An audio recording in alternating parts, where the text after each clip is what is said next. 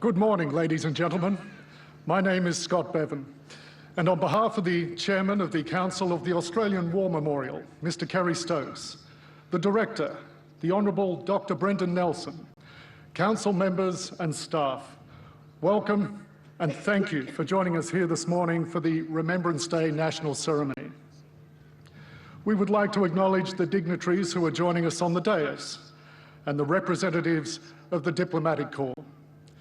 We welcome the school students in attendance and the veterans who have served, those who are still serving, and the families who support them. The national ceremony will now commence with the Tri-Service Guard of Honour, mounted by Australia's Federation Guard, marching onto the parade ground, accompanied by the band of the Royal Military College Duntroon.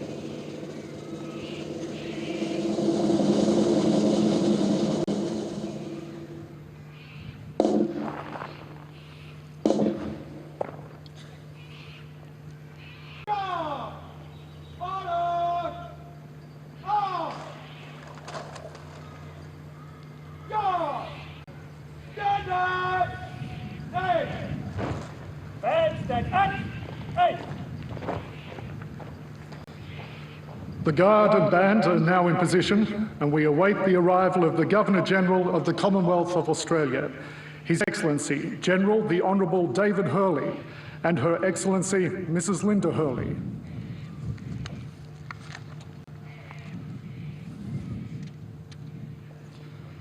The Governor-General and Mrs. Hurley will be received by the Chairman of the Council of the Australian War Memorial, Mr. Kerry Stokes, Ms. Christine Simpson-Stokes, the Honourable Dr. Brendan Nelson, and Ms. Gillian Adamson.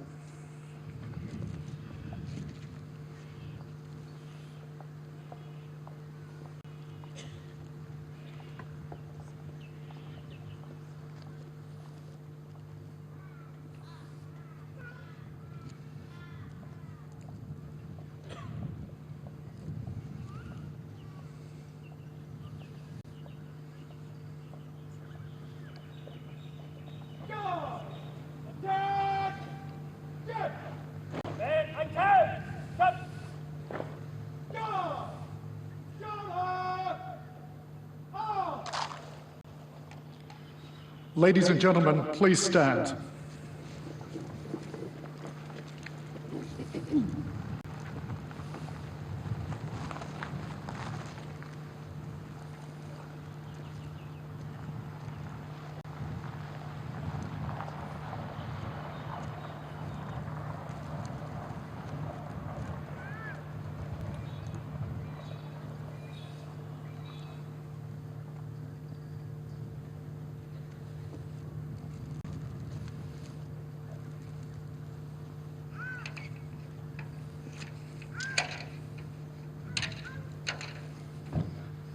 Ladies and gentlemen, please make welcome the Governor-General of the Commonwealth of Australia, His Excellency General the Honourable David Hurley, and Her Excellency Mrs. Linda Hurley.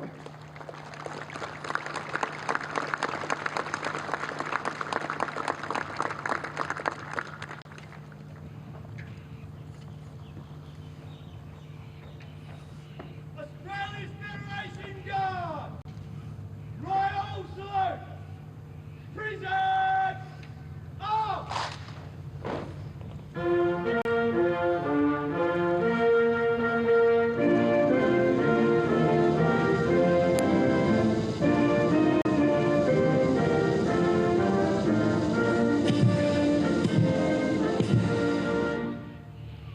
Guard!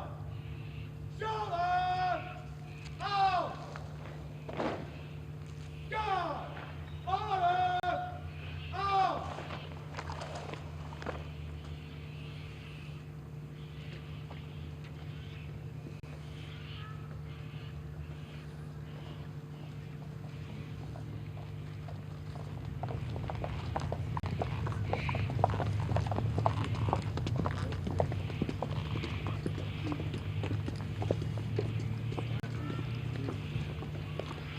Ladies and gentlemen, please remain standing while the catafalque party mount at the Stone of Remembrance.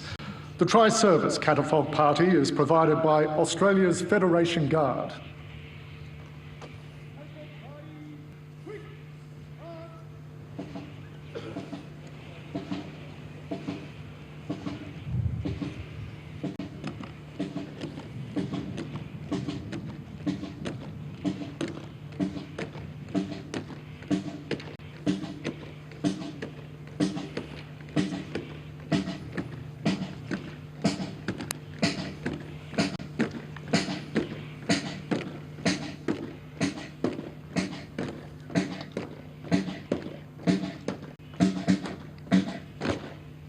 Catapult Party present! On! Catapult Party reverse!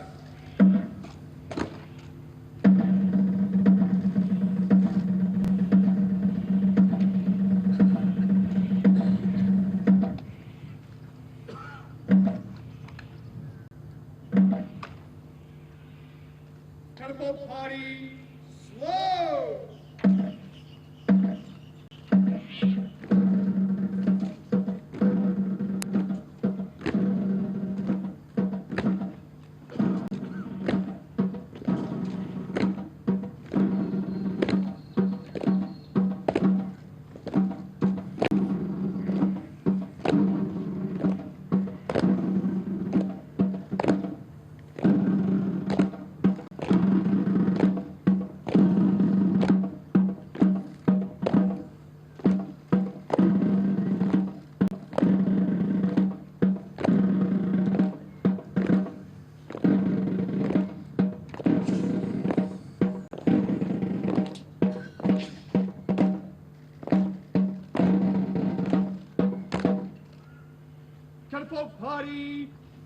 Pressed on!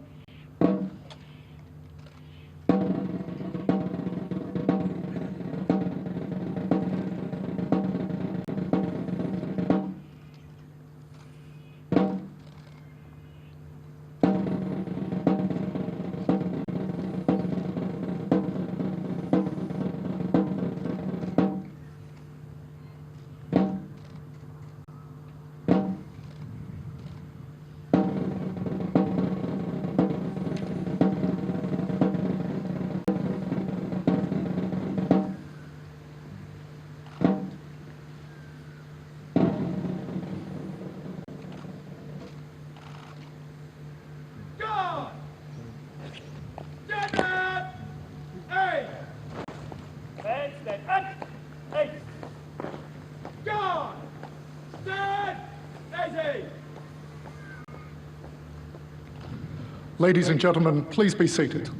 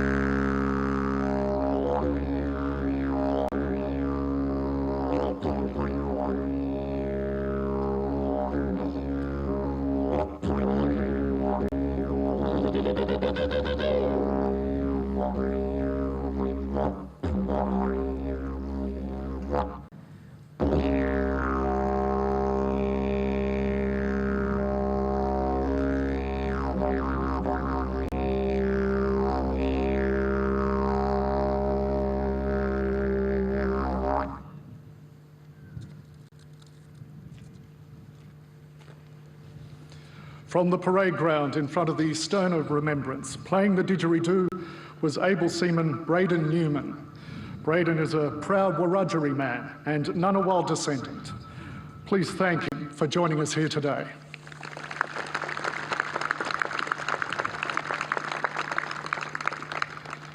Remembrance Day marks the anniversary of the armistice, which ended the First World War of 1914 to 1918. It was the largest and most costly conflict the world had known. The Great War involved the mobilisation of 70 million personnel in uniform worldwide. They fought in a global conflict that drew in more than 100 countries, caused the disintegration of old empires, and reshaped the political order for much of the 20th century. It left between 9 million and 13 million people dead. More than 1/3 of all the soldiers killed were missing or had no known graves.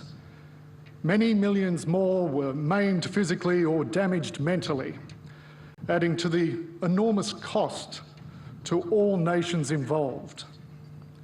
This morning, diplomatic representatives from countries around the world are also here to pay tribute to sons and daughters who did not return or who were forever changed.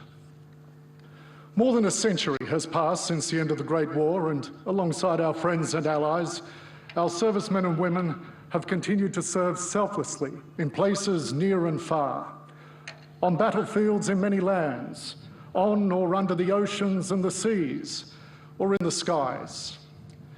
With humble gratitude, we acknowledge all these men and women, and also those who will follow in their footsteps. Importantly, we also remember and we acknowledge those who have returned and been left with mental suffering from wounds and injuries sustained in service, or from exposure to trauma, to danger, or life-threatening conditions.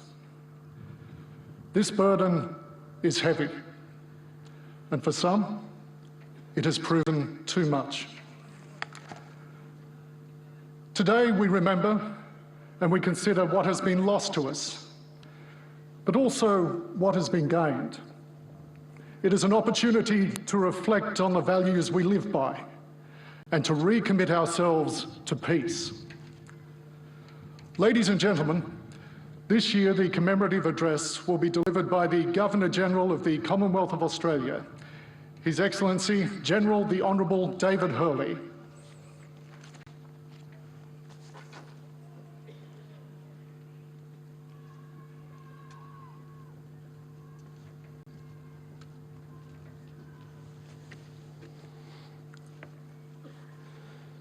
I begin by acknowledging the traditional owners of the land on which we are gathered here today, the Ngunnawal people, and through them acknowledge the service of Indigenous men and women to our country for generations and generations.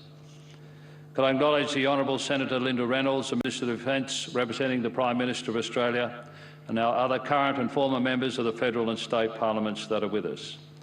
The Honourable Justice Virginia Bell, the Senior Pune Justice of the High Court of Australia.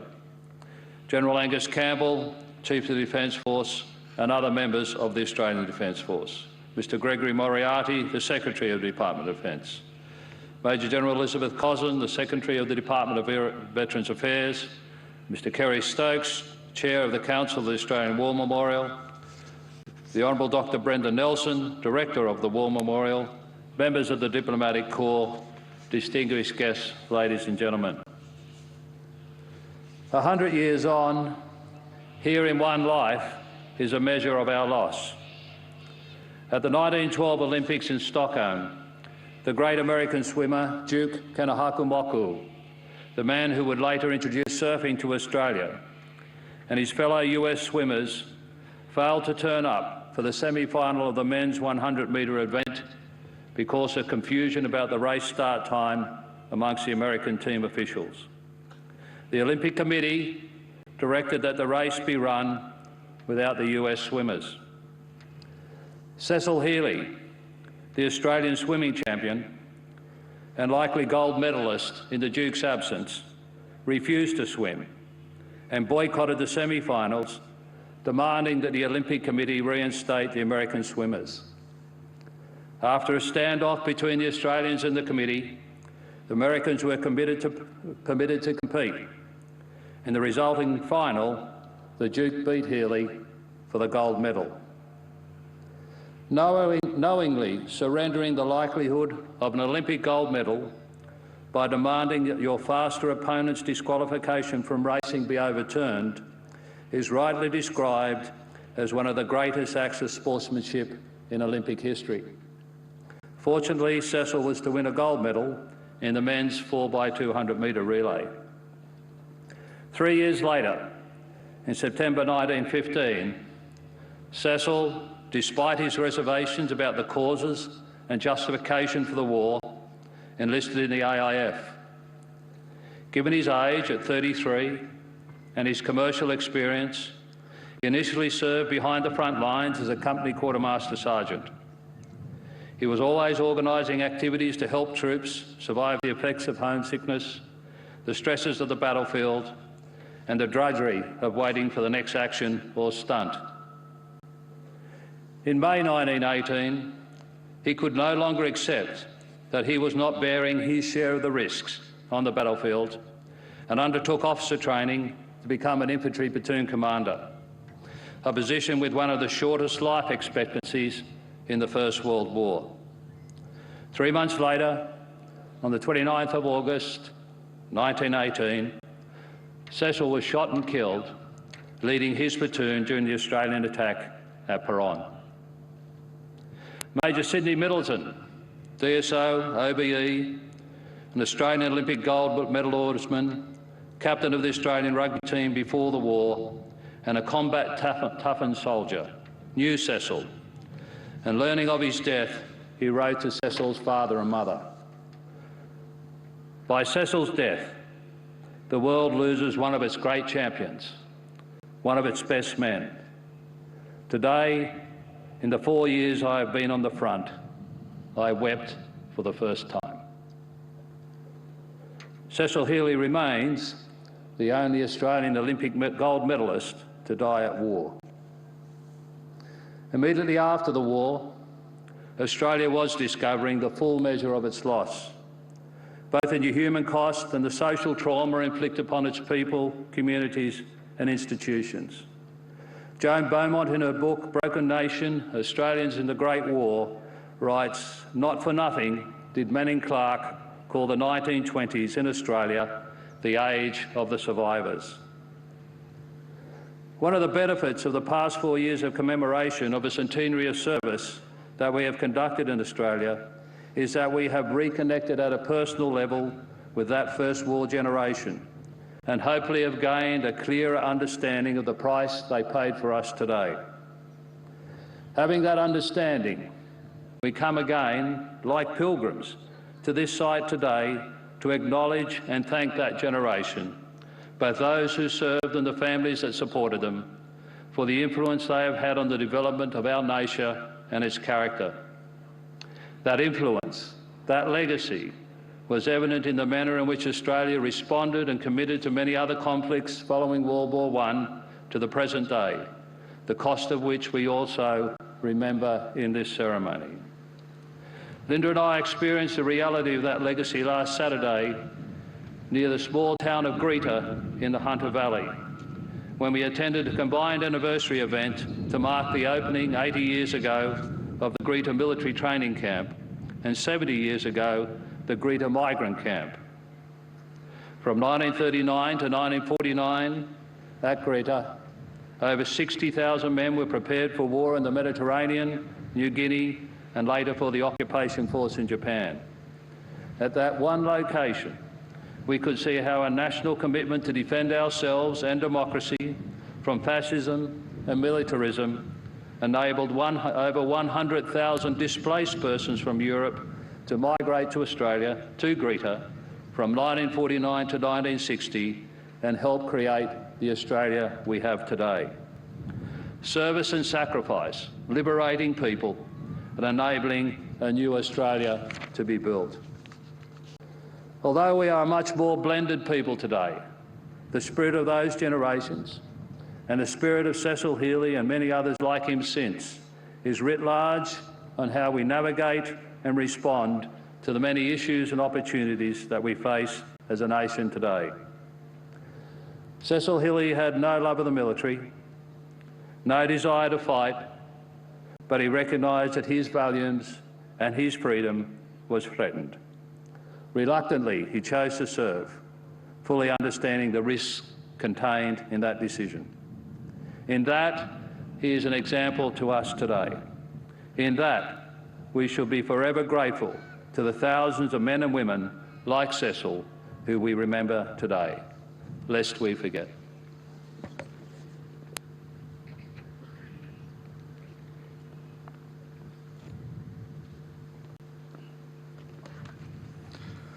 Your Excellency, thank you for those words. At 11 a.m. on the 11th of November 1918, the guns on the Western Front finally fell silent after 4 long years of war. The 11th hour of the 11th day of the 11th month attained a special significance in the post-war years. That moment, when hostilities ceased on the Western Front, became universally associated with the remembrance of those who died in the war. The Allied nations chose this day and time for the commemoration of their war dead. Ladies and gentlemen, would you please stand as the National President of the Returned and Services League of Australia, Major General Greg Mellick, recites the ode. After the ode, the last post will be sounded, followed by a minute's silence and the rouse.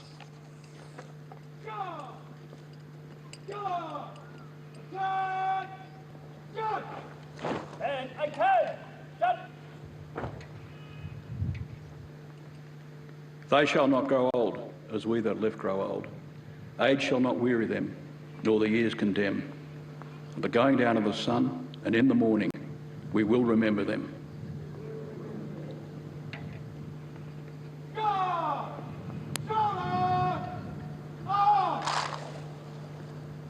Australian Federation Guard! Prison! Off!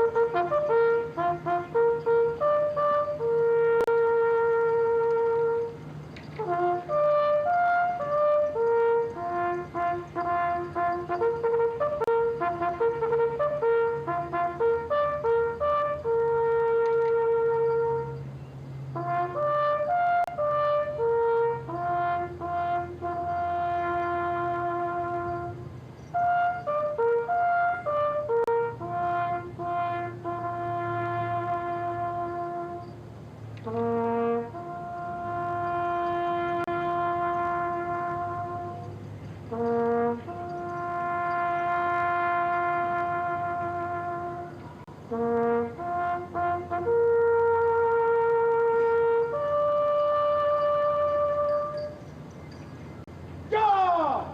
Charlotte!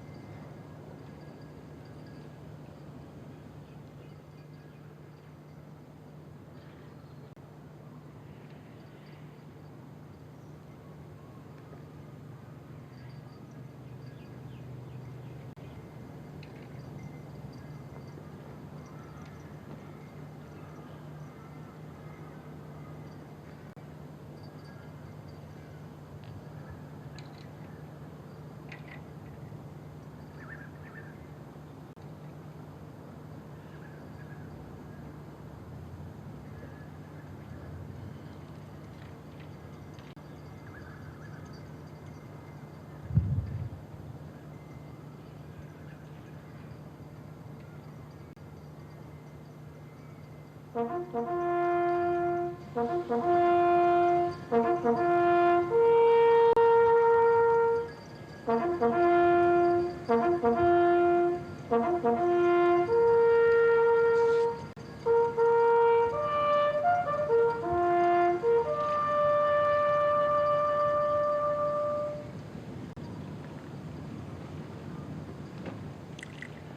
Lest we forget.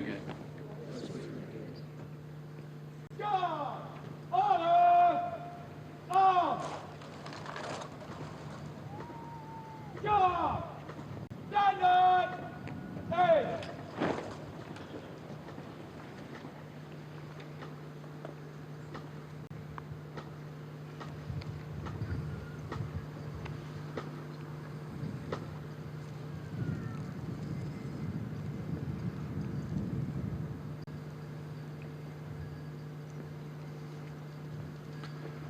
Ladies and gentlemen, please be seated.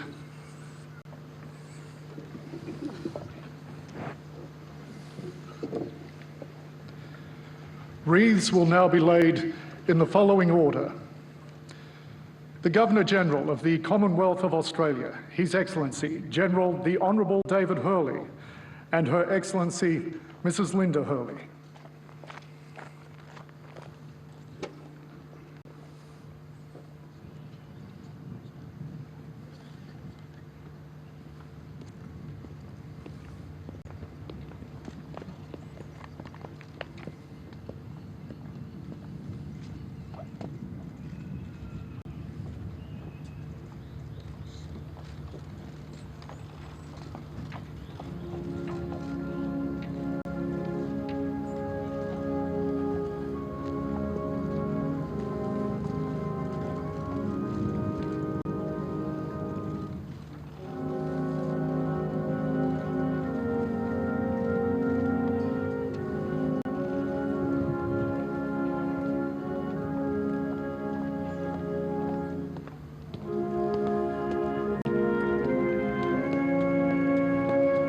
Representing the Prime Minister of Australia, Senator the Honourable Linda Reynolds.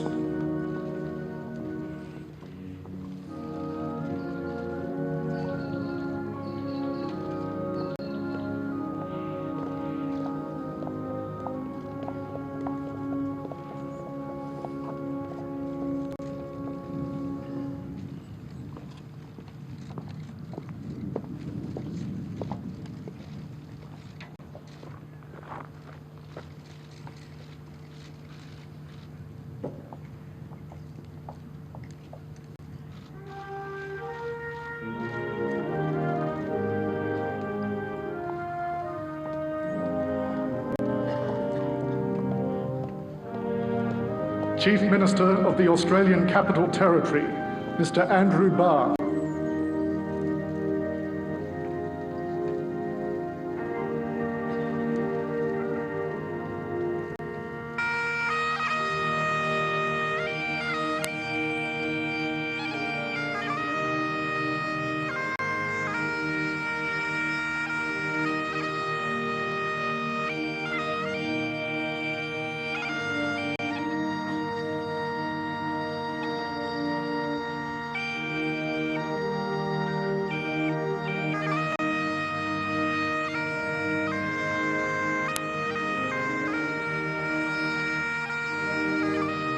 the Speaker of the House of Representatives, the Honourable Tony Smith, and President of the Senate, Senator the Honourable Scott Ryan.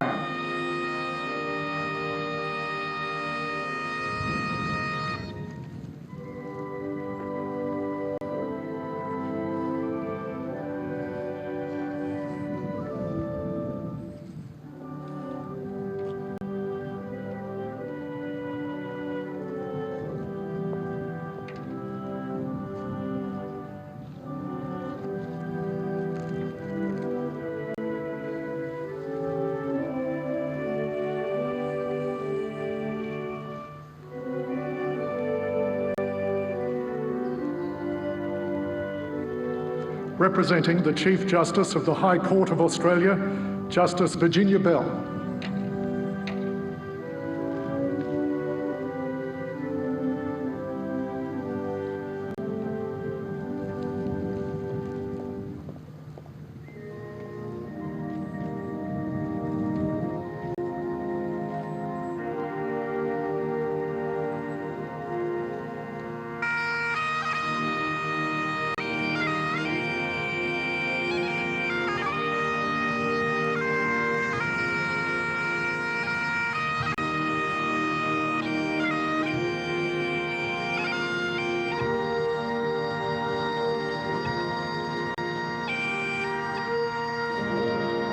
Leader of the Federal Opposition, the Honourable Anthony Albanese.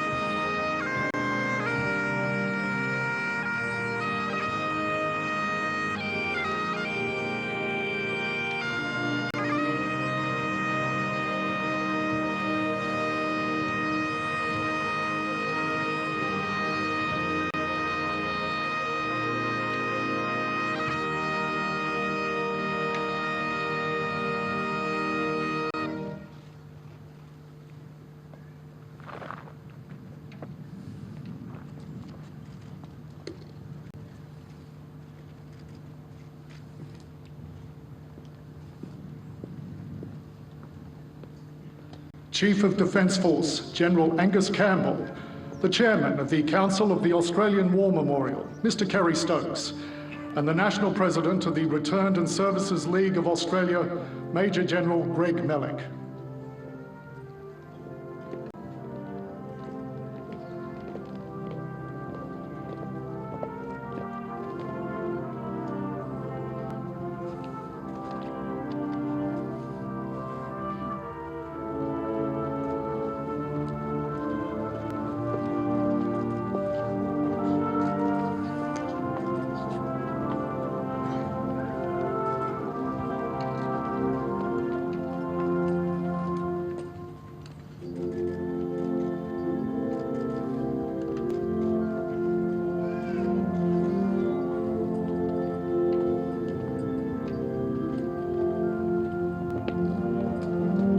Chief of Navy, Vice Admiral Michael Noonan, Chief of Army, Lieutenant General Rick Burr, and Chief of Air Force, Air Marshal Mel Huffell.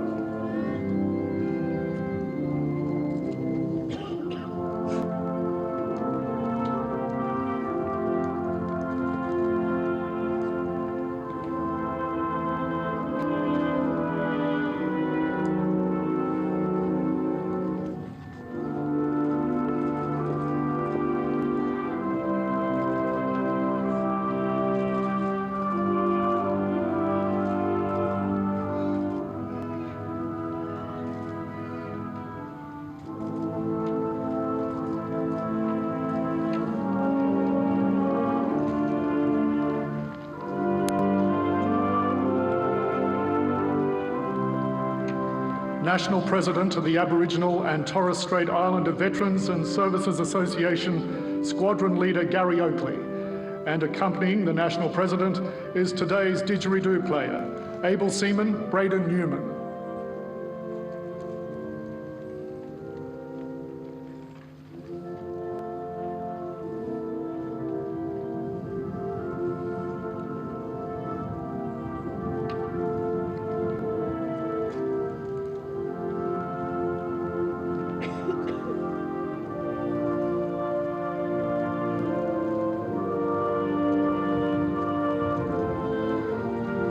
National President of the Naval Association of Australia, Commander Terry Makings.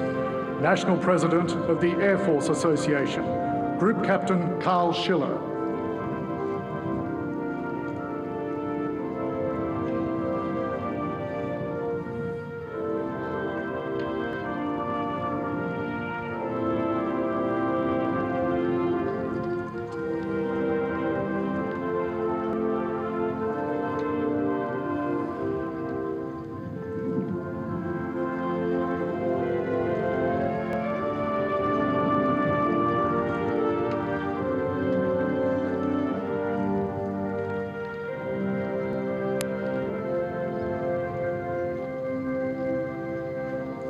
National President of the War Widows Guild of Australia, Mrs. Meg Green.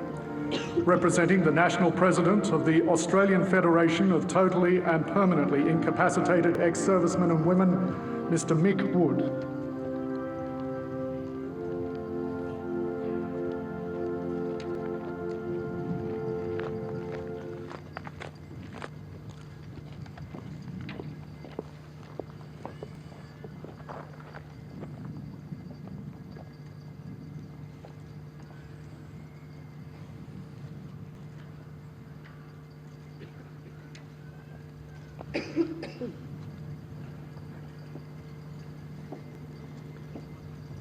The final wreaths will be laid by Chairman of Legacy Australia, Legatee Richard Cranner, and junior legatees, Ms. Bethany Kelly and Ms. Madeline Kelly.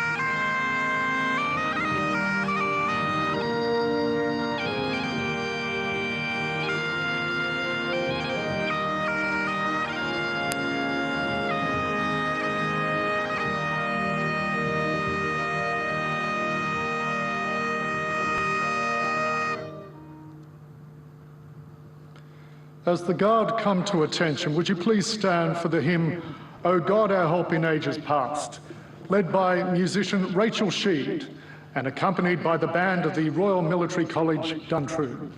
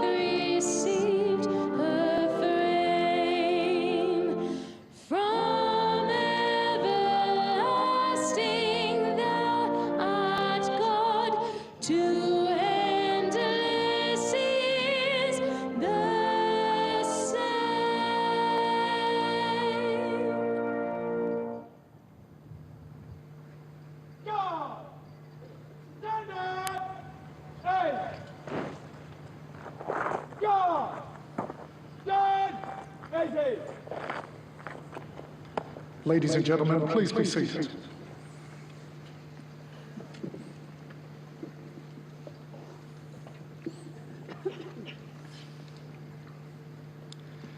The embassies and high commissions of more than 100 countries are located here in Canberra, and the diplomatic corps are an active and integral part of the fabric of the national capital. Members of the diplomatic corps will now lay wreaths in order of precedence on behalf of the citizens of their countries.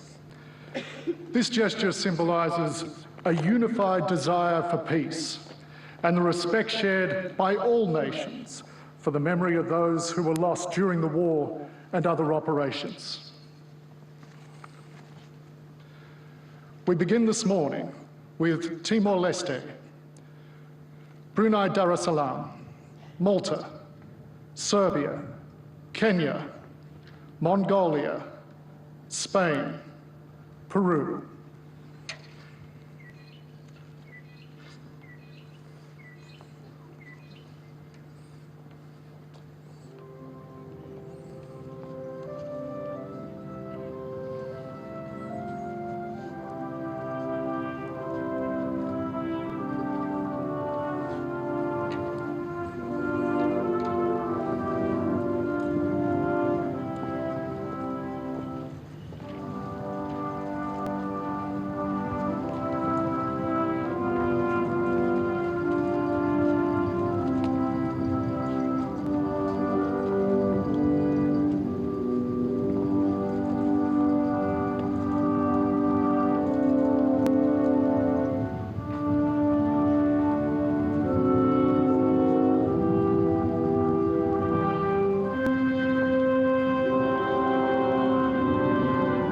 Argentina, Ethiopia, Singapore, Myanmar, Finland, Switzerland, Denmark, Ireland.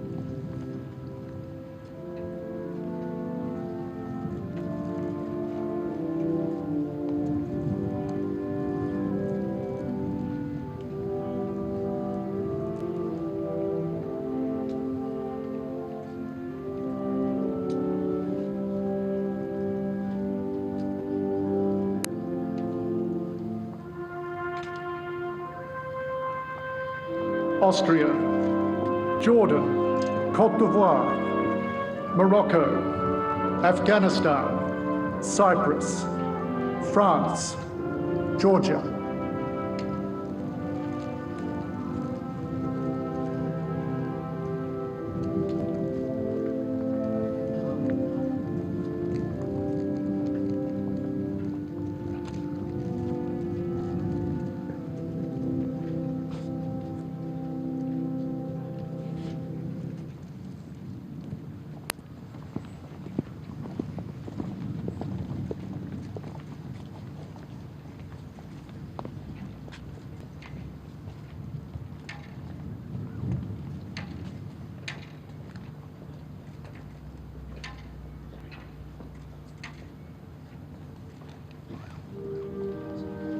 Belgium, Nigeria, European Union, Malaysia, Mauritius, Uganda, Israel, Poland.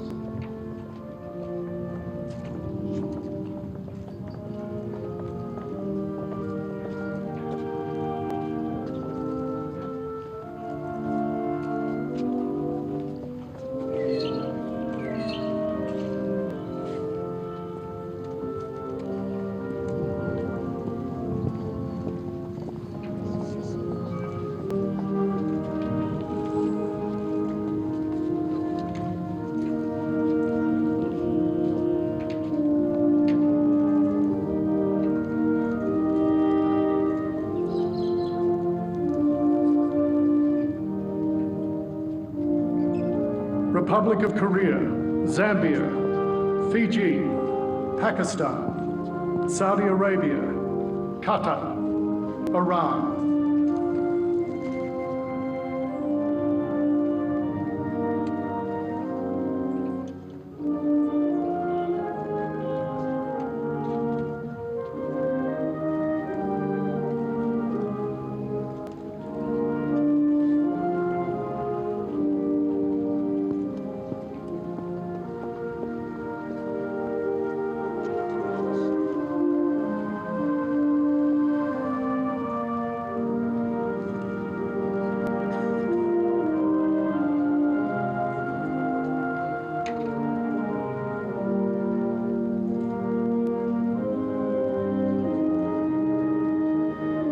Norway, Slovenia, Hungary, Croatia, Kuwait, Portugal, Philippines, New Zealand.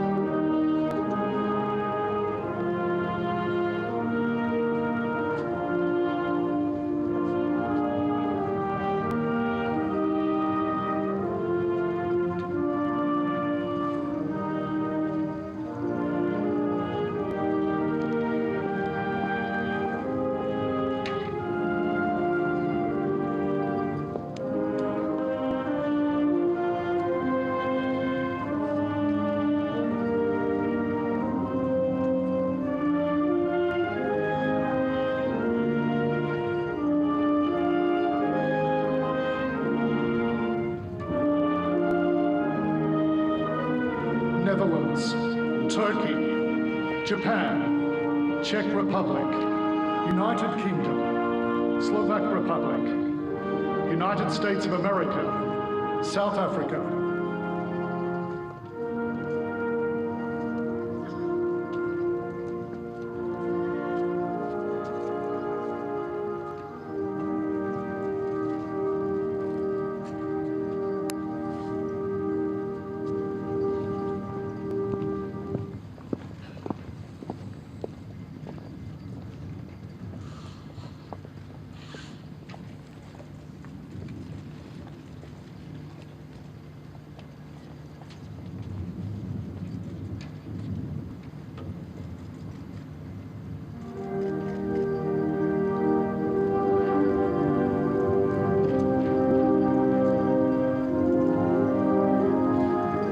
United Arab Emirates, Russia, Kosovo, Costa Rica, Germany, Colombia, Estonia, Sri Lanka.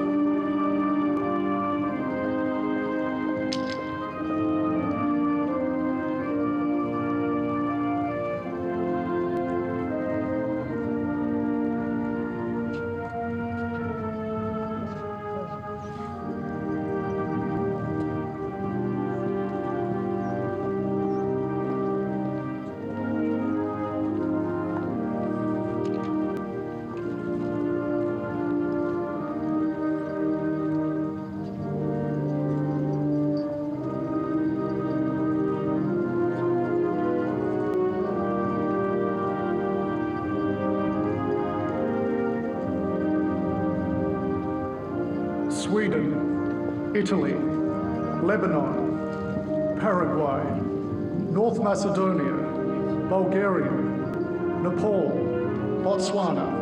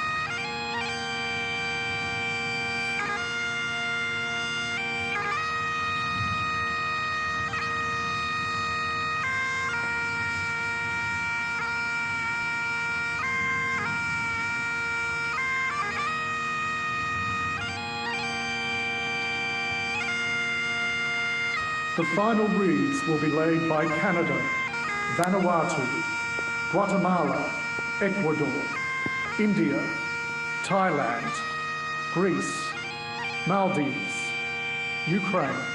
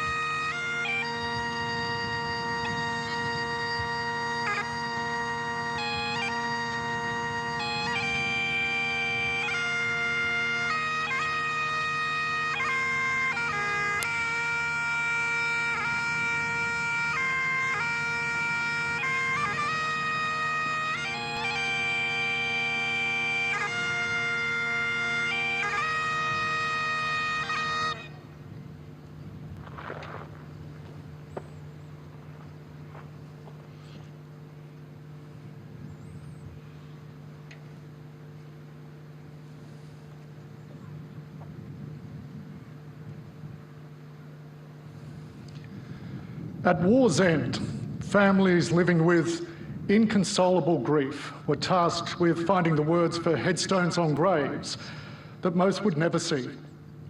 Within the allotted 66 characters, their words were to give meaning where there was none. For a son, a father, a husband or daughter, never to be seen again. Representing the Prime Minister of Australia, Senator the Honourable Linda Reynolds, followed by the Leader of the Federal Opposition, the Honourable Anthony Albanese, will now read a selection of these poignant epitaphs that speak to us of love and of loss.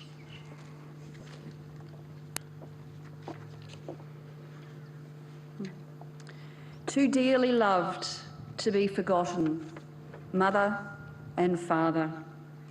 Second Lieutenant A.H. Galloway, 32nd Battalion, 16th of February 1917, age 28. Bernafay Wood, British Cemetery, France. His brother Will is buried at Saint-Omer. Two splendid boys. Gunner R.G. Carlsberg, 111th Australian Field Artillery Brigade, 24th of April 1918, age 24, Freshencourt Communal, France. He gave his life for another, a brave stretcher bearer. Private H.L. Lander, 56th Battalion, the 5th of December 1916, age 22. Halley Station, France. On Fame's eternal camping ground, their silent tents are spread. Captain Clarence Smith Jeffries, VC, 34th Battalion, the 12th of October 1917, age 23. Tynecott Cemetery, Belgium.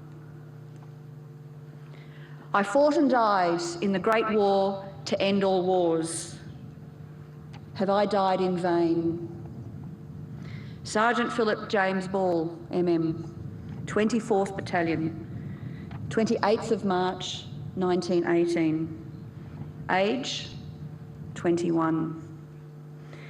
Villers-Bretonneux Military Cemetery, France. Love's greatest gift, remembrance.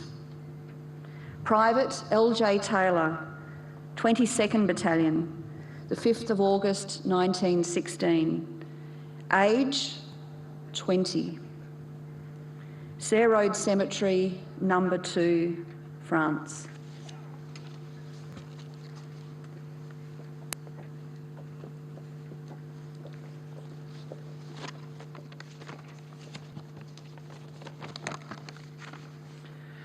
I gave my son, he gave his all, his life for Australia and Empire. Private Ian Donald Hart, 60th Battalion, 27 November 1916, aged 30. Guard Cemetery, Le Boeuf, France. During the Great War, she gave her life for sick and wounded at Rouen. Nurse Louisa Rigaud, 31 August 1918, Saint-Sever Cemetery, France. He gave his life, his all. He like a soldier fell, our dear daddy. Company Sergeant Major W. Love, 24th Battalion, 31 August 1918, age 43. Perron Communal Cemetery Extension, France. William Love was the husband of Margaret Love of Bendigo. They had 5 children. Gone and the light of all our life gone with him.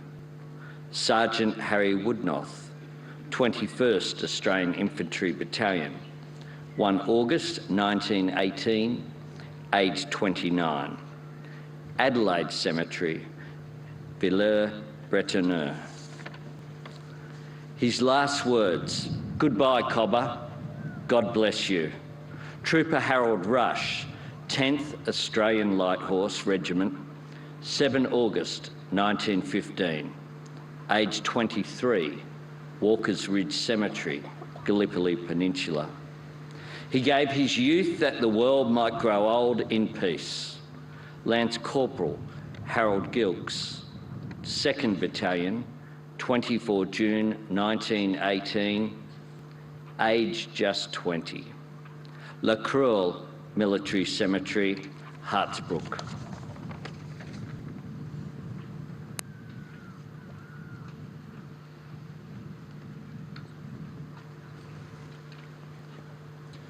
Senator Reynolds, Mr Albanese, thank you to you both.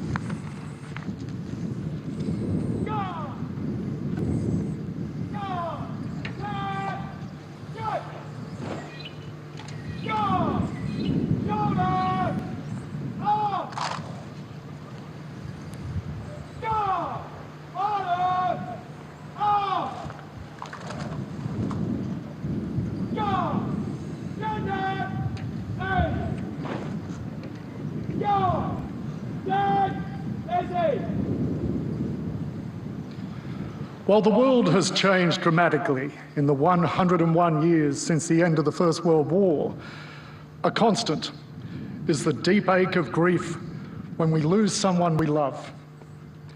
The devastation and pain has not changed across the century. It is stirringly captured in 2 songs that will be performed now by career diplomat and singer-songwriter Mr. Fred Smith. The first song is based on a poem by Henry Lawson, and it draws on a family's First World War experience. It is titled Scots of the Riverina. The second song, Derrapet, was written by Fred. It covers a devastating period in the northern summer of 2010, when 10 Australian soldiers were lost in a 10-week period in Afghanistan. It describes the tragic death of Lance Corporal Jared McKinney from the point of view of a fellow soldier involved in the Battle of Derrapet and the impact that had on his wife, Becky. Ladies and gentlemen, Mr. Fred Smith and his band.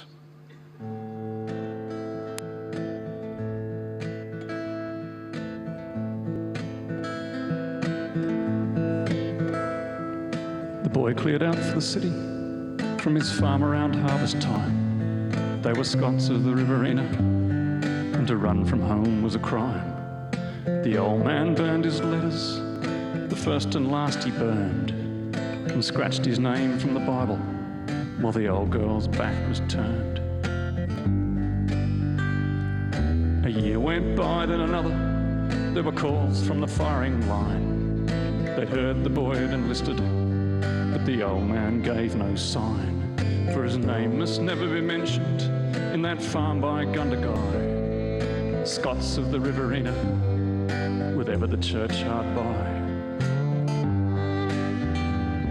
When the boy came home for his final, the township's bonfires burned. His mother's arms were around him, while the old girl's back was turned. The daughters begged for pardon, but the old man raised his hand. A Scot of the Riverina, he was hard to understand. Well, the boy was killed at Flanders, where the bravest heroes died. There were tears in the Graham homestead, there was grief in Gundagai. And the old man ploughed from daybreak, he ploughed into the murk. There were furrows of pain in the orchard, and the household went to the church.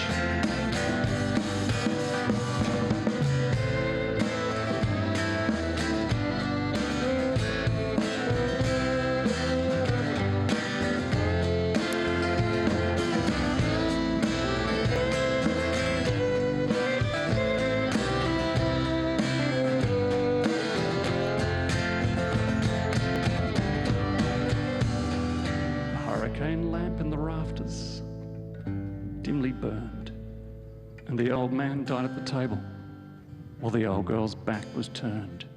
Face down and his bare arms folded, he sank into his wild grey hair. On the table an open Bible with a name rewritten there.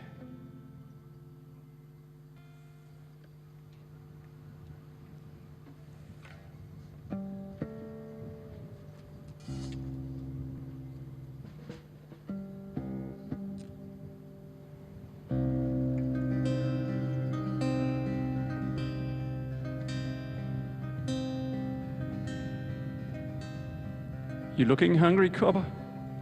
You plant your ass down, mate. Would you like some mashed potato with that burger on your plate? It's been another long shift here at the Cooperative mess. But if you got a minute, I got something on my chest. It was the 24th of August, back in 2010. I was working out of Tarancout with a squad of 20 men. The Dutch had pulled the pin, leaving her as Gan for good. It fell to us to fill the void out to the west in Darrowwood. It had been a lethal summer. Starting back in June, we'd lost Smithy, Snowy, Applin, Palmer, Chucky, and then Buse. August took down Jason Brown and Curbs and Thomas Dale. On the morning of their service, we set out en route Whale. I was carrying the Maximi, a thumping belt-fed gun with an action like a jackhammer. The weapon weighed a ton. We drove south of the Tangi to an RV where we met with two brick of boys from Anajoy, and we turned for Derrapet. Lance Jack McKinney.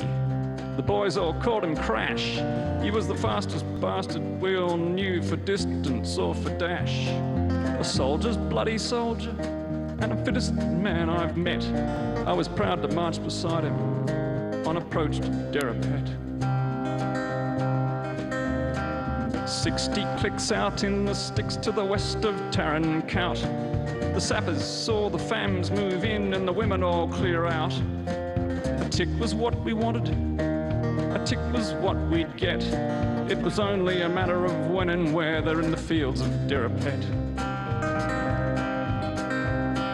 Well, me and Crash were partnered in reserve back at the rear.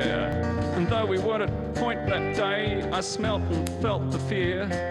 The boys kept probing forward through the aqueduct and sluice, till from a nearby tree line I could see all hell break loose. They'd hit a complex ambush of about 100 men. There was the chattering of AKs and the thud of PKMs. The rounds kept whistling round them, but we couldn't tell where from, because the Taliban had concealment in the tree line and the corn.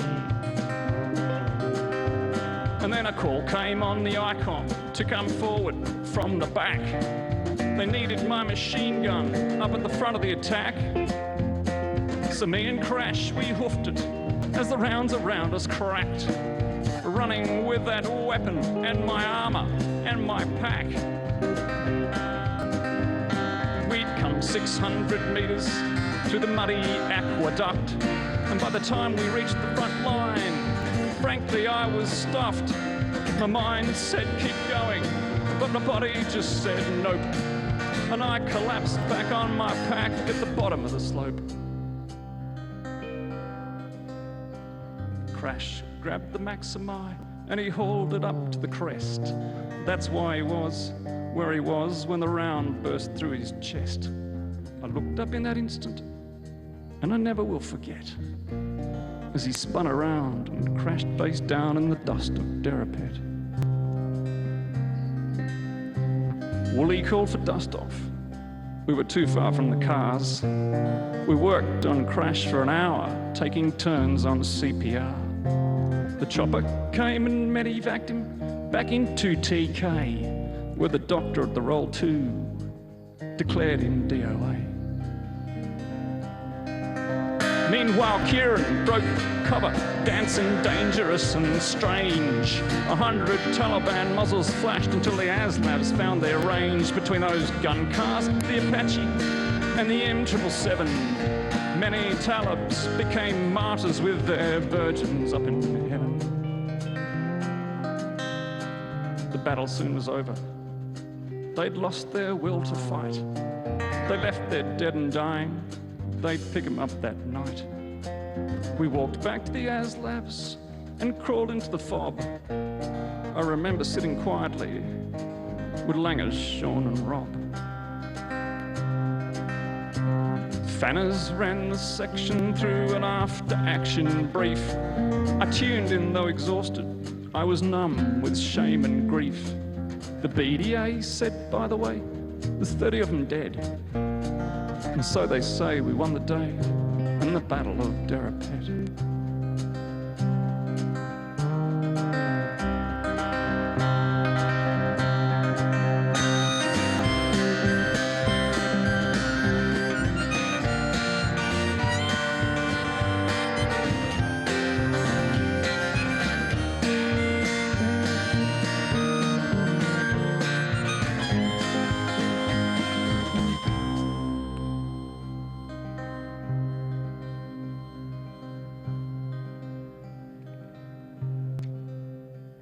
Becky's waters broke at the crematorium. A few hours later, she gave birth to his son. The boys help out with the mowing, and she got some compo cash. Helps pay the bills, but it won't fill the hole where once was Crash. And Langers won selection. Daniel Kieran got a gong. Abbott won the election, and Fred Smith got his song.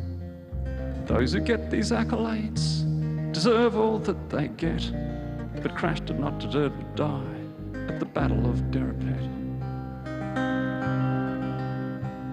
And I moved back to Brisbane and got out on Civvy Street. Now I'm working in this mine, mate, in this mess where miners eat. Married now with children to a woman named Regret. It's the price you pay for a summer's day in the fields of Derripet.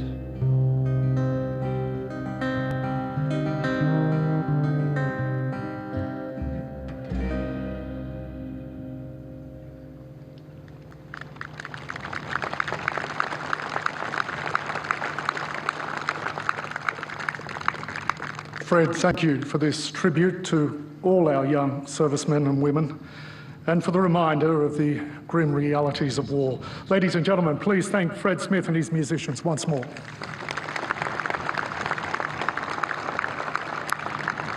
And please also thank the school students from South Australia, Queensland and Western Australia who are visiting the Australian War Memorial today and who placed poppies at the Stone of Remembrance during the performance.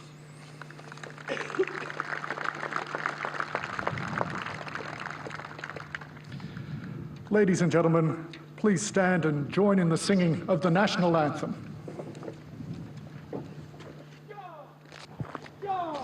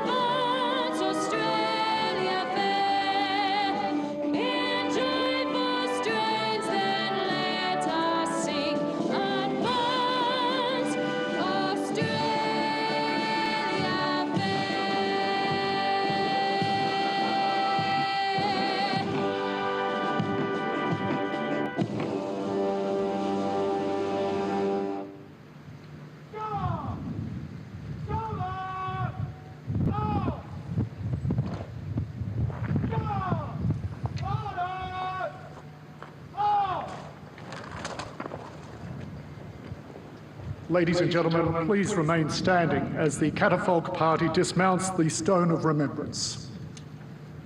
Catapult party in reverse. Catapult party, quick march.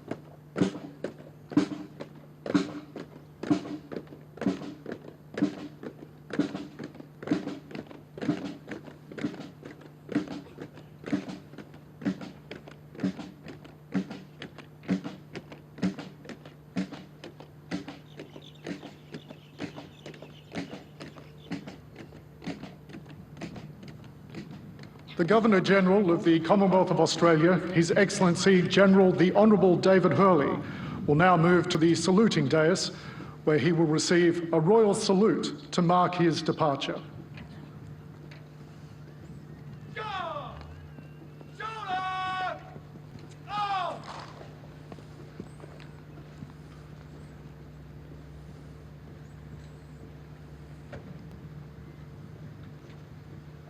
Australia's Federation Guard!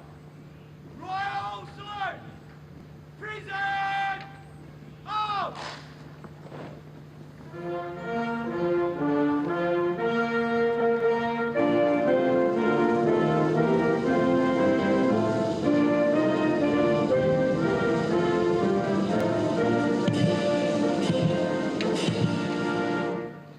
Guard! Shoulder! Arm! Guard! Order! Arm!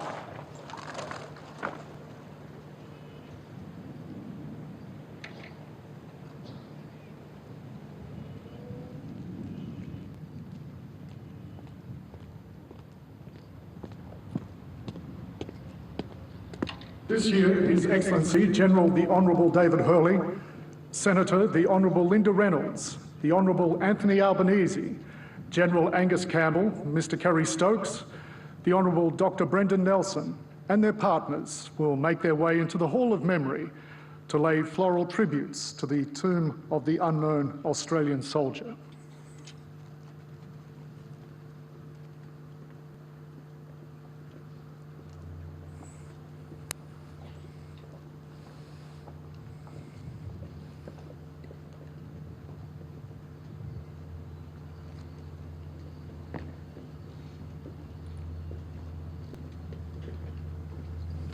Ladies and gentlemen, please be seated.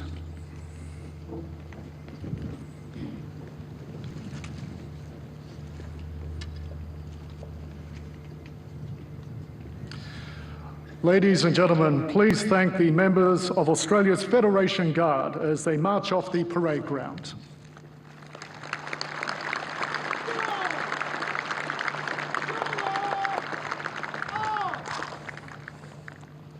Guard will move to the right, the column of rope.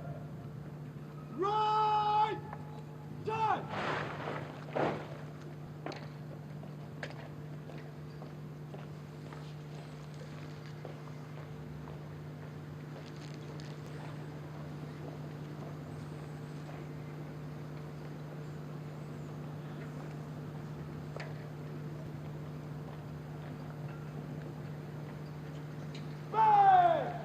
By the center! Guard! By the left! Sweep!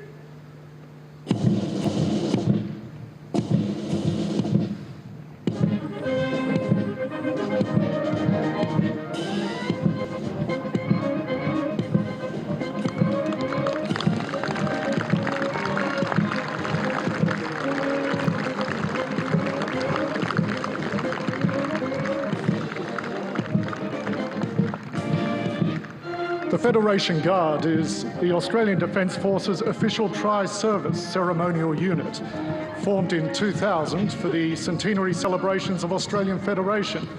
It is the first purely ceremonial unit in the history of the Australian Armed Forces, and the Guard has proudly represented Australia in various roles both at home and around the world.